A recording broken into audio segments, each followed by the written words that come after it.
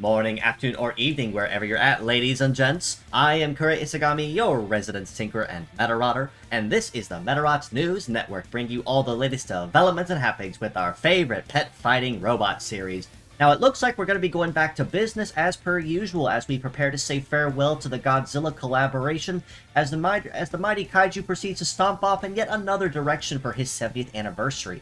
As far as Medarot is concerned, though, things are going to get rather exciting for Golden Week as we see the introduction, or should I say, reintroduction, of two very iconic beetle types in some additional garb that gives them some new skills and a new way to grace the field while going incognito. There are a handful of other very exciting pieces of news that are incoming as it will become business as usual, and of course a couple really big announcements at the end of the video. Well, so with that being said, let's go ahead and jump right into what was officially announced for this week, starting of course with the gacha banners and who to expect in the lineup first.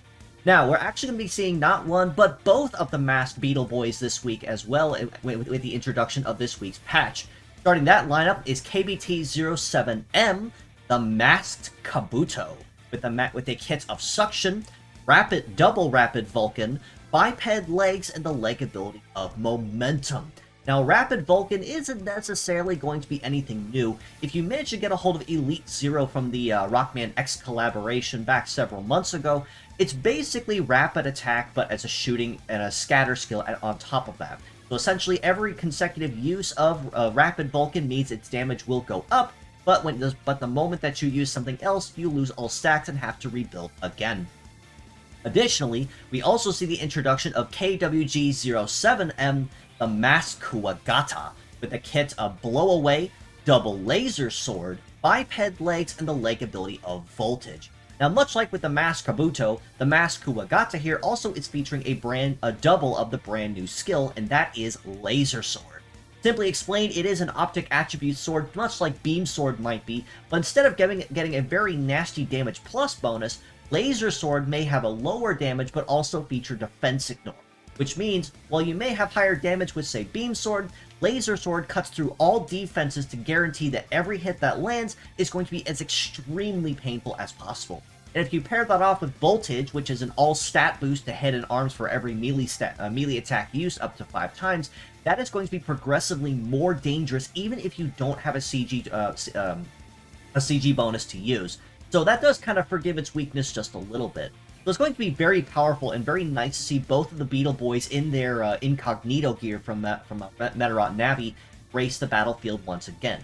But this isn't the only time we're going to be seeing the small Beetle Boys this time around, as both of the masked Kabuto and Kuwagata banners also feature the OG small Beetle Boys in both of them as boosted rates. For those banners, it will be KBT-07 Kabuto Benimaru with Fire, Double Gatling, Biped Legs, and Through Shot, and KWG-07 Kuwagata Baizan with Sword, Double Beam Sword, Biped Legs, and Through Fight. So, honestly, the way these banners are going to roll is, if you end up missing one, there's a really good chance you might end up with the other one. So, it's not necessarily going to be a really big loss in my personal opinion. However, it is also worth noting that both of the OG boys here also feature TP bonuses, so they have the opportunity to get some extra damage perks that even if you miss out on the masked versions of them, you can still get some really nice bonuses and perks out of them. And also very versatile leg abilities, even if they are kind of squishy and small, for being able to bypass any active shields or ignore defense at an up to 50-50 chance. Because Through Shot and Through Fight can actually make themselves recurring pains in the neck, because that chance to bypass any shields means that if you're trying to guard, they're going to be skipping right past you. As far as Fierce Battles are concerned, it's going to be another rerun week as we go into a brand new month of May. This time around, we're going to be featuring returnees such as HNT-01 Queen Vespa with a Heater Plant, Double Static, Float Legs, and Extra Magazine. GDR-0 Gun Desperado with Rifle, Double Anti-Air, Biped Legs, and Gunman. And HKD-0 Hakato with Charge Plant, Hammer, Guard 300, Biped Legs, and Fortress. On the bottom row, we have SKD-0 Sagoto with Beam, Double Hold, Biped Legs, and Captor. GLM-0 Sekizo with Triple Missile, Tank Legs, and Continuous P. And DGD-0 GO Death with Optic Guard, Double Sacrifice, Float Legs, and Mirage. Now, ultimately, there are a lot of very handy and very versatile parts that you can make use of this week, as far as parts that can be farmed are available and are concerned. Queen Vespa in particular was static, especially since they removed the cooldown penalties of it several patches back, making it a lot safer to use. Means this is going to be a fantastic skill that you can use to really cut down any shields or meta changers to make them a lot easier to take out. Sekizo for tank legs with continuous speed does kind of compensate for his naturally low speed, so it's still a very good leg to raise for that reason.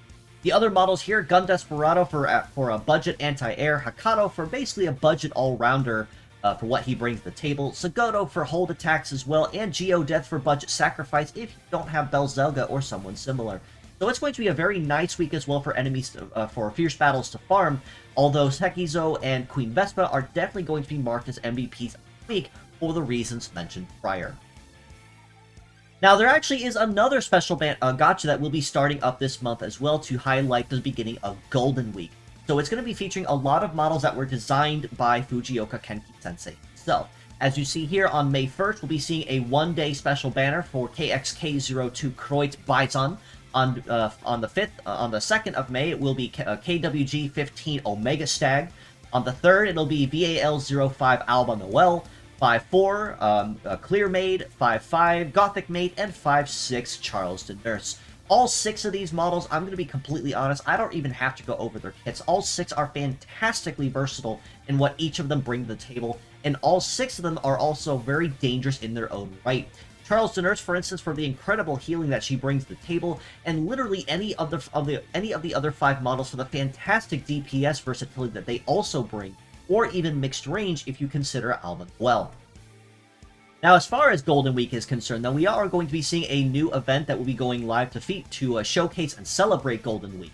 This time around, we have the opportunity to earn actually rerun rewards. So these are things that have come and go in previous events before. So the season Medarot is not really anything new, but still worth farming all the same. This time around, we have the opportunity to earn the Shrimp, or re-earn the Shrimp Medal, which is a mastery in shooting, healing, and defense, and a leg mastery in multi, float, and sea.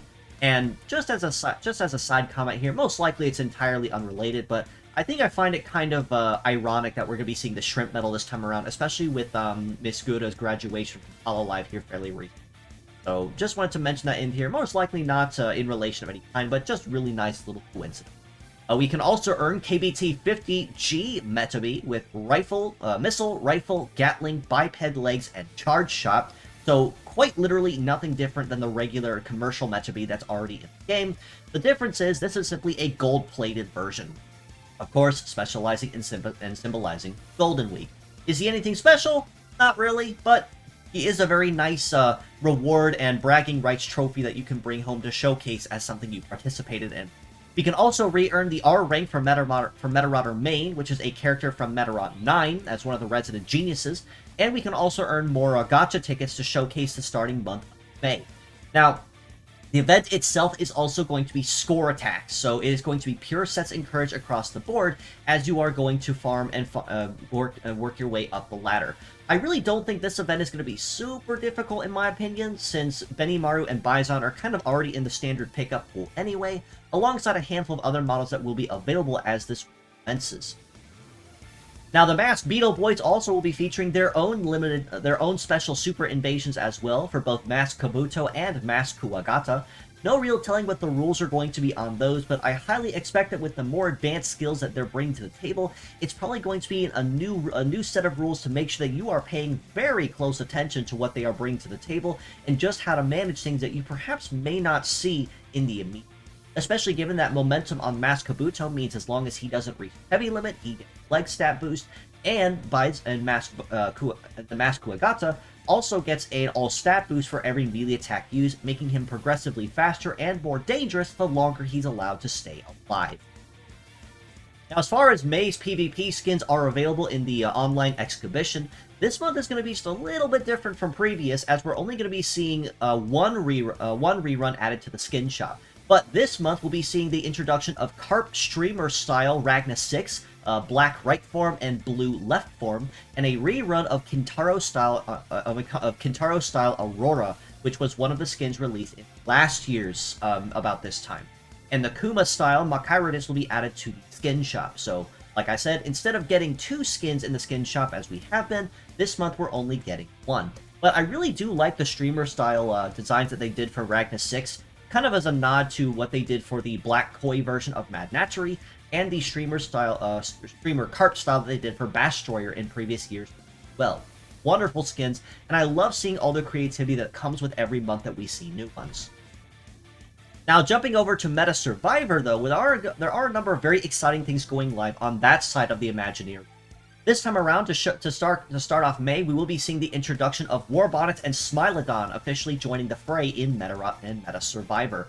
Warbonnet in particular will be featuring a lot of perks and bonuses geared toward bullet speed and damage plus relative to bullet speed, whereas Smilodon will be featuring damage plus relative to enemies killed and overall damage reduction and range there. So it's going to be very exciting, and of course, much like previous events, you also have a chance. There also will be a 2-week event to showcase the both of these, one right after the other. But that is not the only thing going live in Meta Survivor this week as well. With the introduction of version 1.3.0, we have 3 really, really big quality of life updates that are going live, 2 of which actually have already been talked about and are mostly just friendly reminders. The first really big piece and the new one is a new challenge mode called Over Limit Mode. Basically, this allows you to challenge special stages at modifiers that you get to decide. That includes enemy health, enemy damage, and so on, but it also is worth noting that that means high risk equals high reward. The higher the modifiers, the higher your final point and reward total at the end, and the rewards that they will be offering in this supposedly will be refreshing in every event cycle, which is basically every week. So this is going to be a very good way to keep things fresh and just kind of keep yourself on your toes and test your limits and just kind of work your way up the scale on things you want to try out and see if they work, or if you want to try out something and just see if you can put yourself to a challenge. Additionally, we also have the introduction of Quick Battle, which, like I mentioned last week, is if you've already cleared a stage to completion, you can consume the same amount of energy for a free auto clear of the stage with all rewards. So if you really just want to go in, burn all your energy for the daily and be done, this is a very good option for you. And the introduction of the Meta Pico cards. Now, we've started getting these in previous events over this last month, but they will be introducing a new special gacha and will be releasing Pico chips as well in coming events to permanently introduce this as a regular mechanic to the game. Like I said, all of this will be going live in version 1.3.0, which most likely will be going live at the start of May. Well, now, stepping away from game stuff, though, as always, we are always looking for translators to assist us with any current projects or endeavors. Right now, with the big push being toward Medarot 4, we would love to have more help with that. So if you are knowledgeable in coding, cleaning, Japanese, and have some time on your hands, or if you know somebody that might be, definitely feel free to reach out to me or join our public Discord, and we can most certainly try to get you in touch and fill you in on what still needs done. Same can be said for the Medarot manga as well, especially the original and the reloaded manga. The more people that we have to help with this, the easier it is and the faster it is we can see the completion.